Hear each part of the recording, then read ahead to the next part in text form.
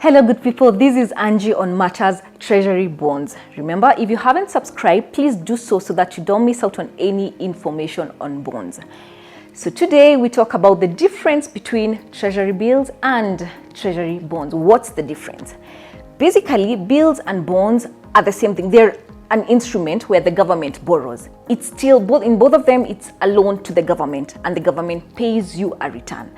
The similarities, the requirements are the same. You need a CDS, and that CDS is able to trade both bonds and bills. So you open a CDS for both of them. They use the same CDS. The other thing, the bidding process is the same. If you're using the mobile way of bidding, you'll realize there's an option of whether you want to buy a bid or a bond. So the bidding process is the same. However, the difference is, the major one is the duration.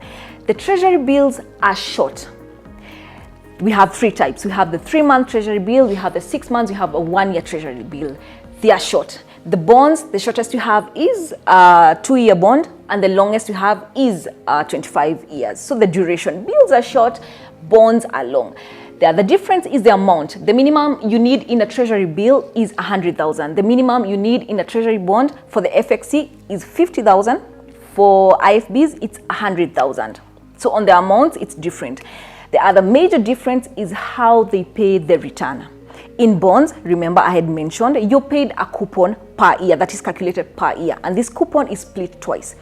In treasury bills, you pay a discounted amount, and on maturity, you get back the full amount. For example, if you're buying 100,000 worth of T-bill, you'll spend, let's say, 98,000. Then on maturity, the government pays you back 100,000.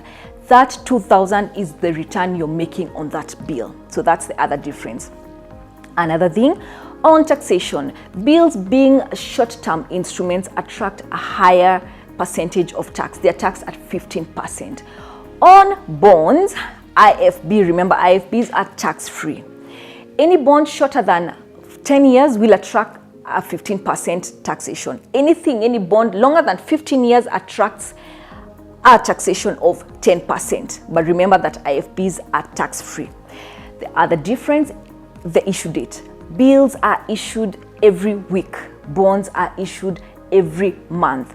Those announcements are made on the CBK website, or if you have subscribed, you will always get notifications on when they issue the bills and the bonds. So the bonds are issued every month, the bills are issued every week.